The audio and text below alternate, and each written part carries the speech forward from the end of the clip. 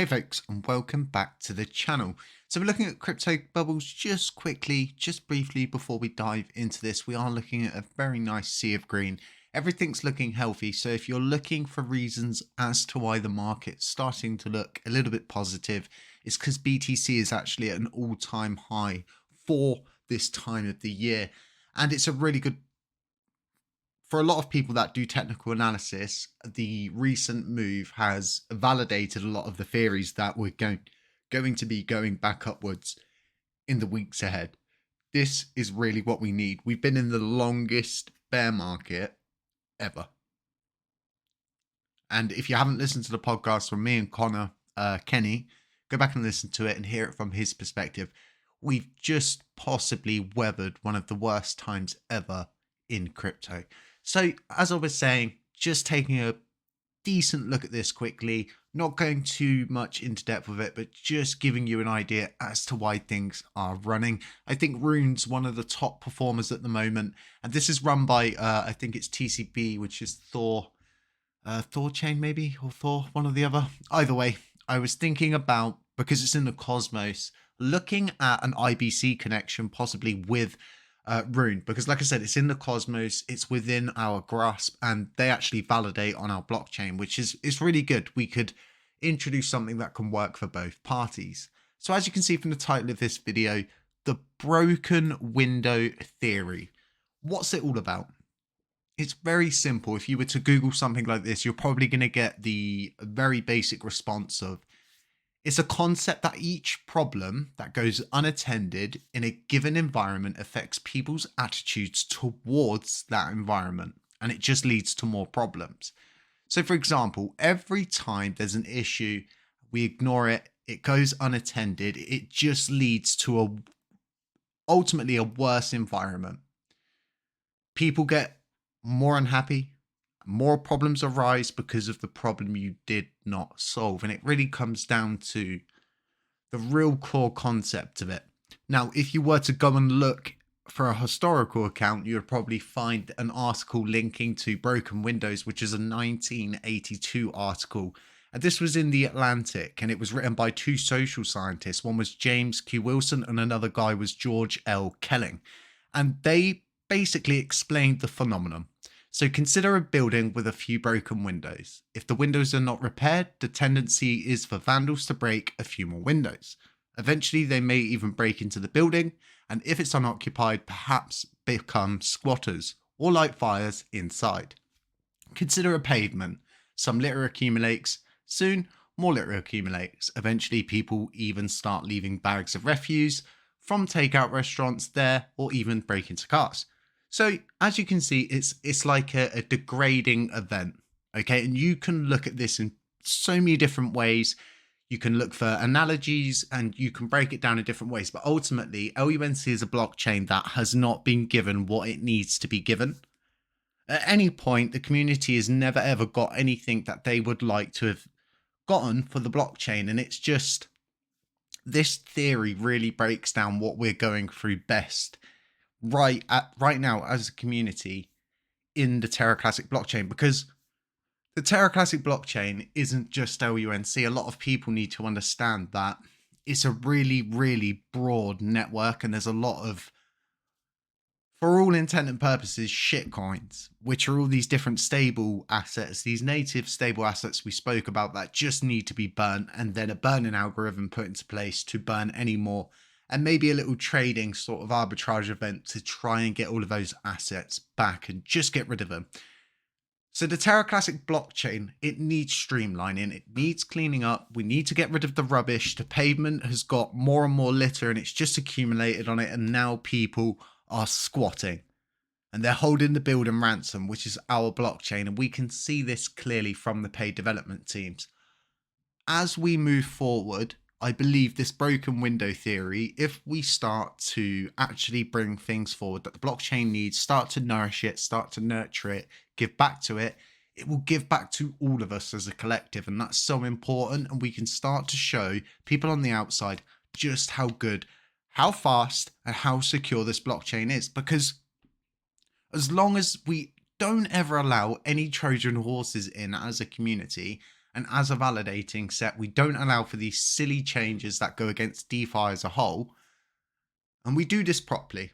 We're going to move forward with a good level of integrity. And that's all we've got. Something I have thought about a lot recently is back before like contracts and things like that a lot of people use, you know, in the day-to-day world, people sign contracts, legal binding contracts. That wasn't always the case. It was just as simple as two people making a handshake and that be that. Each person sticking by their word, holding up their integrity and doing what they're saying they're going to do. In the 21st century, that handshake has been reinvented down into DeFi, which is decentralized finance, which is what we are in. Right? So ultimately, we need to self-regulate. We need to do the things properly as a community, because ultimately we are the ones that give power to these development teams that are taking everything away from us, pillaging the blockchain, plundering it. If you're not happy with your validator because they're not voting towards what you feel is good, I get it. You know, I would stick by a validator for a long time before I decided to move. But as it comes down, bites a crunch, this spend quarter is going to dictate and determine the future of this blockchain. Because I don't believe if all of these teams take funding again, the chain's going to survive another 3 months just because of how bad it's got. It's going to get to the point where it's not worth validating on the blockchain. At that point, the validating set starts to drop like it is already. Nobody can afford to run anyway because everybody's running at an absolute loss. And it's at that point, the big players on this chain will just go. Whereas if we build an environment that is balanced, sustainable, there for everybody, it's not benefiting just one category of people. It is benefiting everybody across board. I've seen attempts recently of people saying we need to get rid of the burn tax, and we don't. We need to introduce a dynamic burn tax system that incorporates all taxes down into one tax. And that tax works on a slider. It is very simple.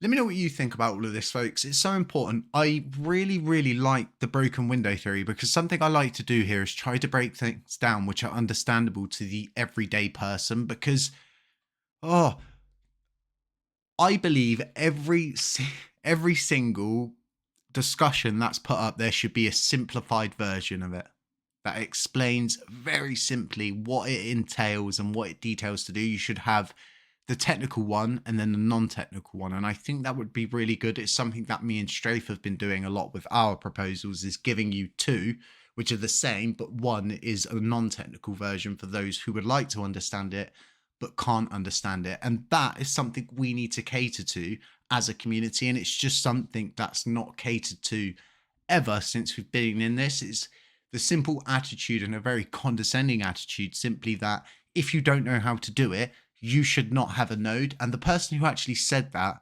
and run the campaign against all nodes, saying these people shouldn't have nodes because they don't know how to run them, they're a danger to their delegates and they're going to lose money, double signed on his own node. So it just goes to show, you know, you can talk all you want, but at the end of the day, you're only as good as your historical evidence that is available of your guideline of what you have actually done, provided, and put forth for this community. The beauty of our blockchain is we have the ability to immortalize everything. And that's why I want to see the Commonwealth integrated into Station, because it's at that point all of this becomes immortalized. Something that needs fixing. I'm going to be speaking with someone about putting a fix forward for this. I have no doubt someone will be watching this, likely from Hexagon. They'll steal the idea, but go ahead, take it. It's flattery. I love it. We need to get the rejected proposals fixed, because currently it's just all of these sort of spam ones. It's not calling from the correct place that it should be through the GitHub. So it could be a simple change, it could be a complex change, but I think it's just as simple as it's not being called correctly. So yeah, I'm going to be doing an important video, which I think is really important. I'm going to try and get someone who is very technical and understands the system, possibly Strafe, if he can manage it. But what I want to go through is the system, the current state of the system, and the rebalancing it needs, because if you look at our blockchain, something we suffer from is the system is built for a supply for Luna. It wasn't built for a supply for LUNC. So a lot of the things, for example, the reason why putting up a proposal is so cheap is because you can acquire LUNC for so cheap. So it's so easy because the system has always been built for a low supply. So there's loads of these sort of like little things we need to alter, we need to adjust.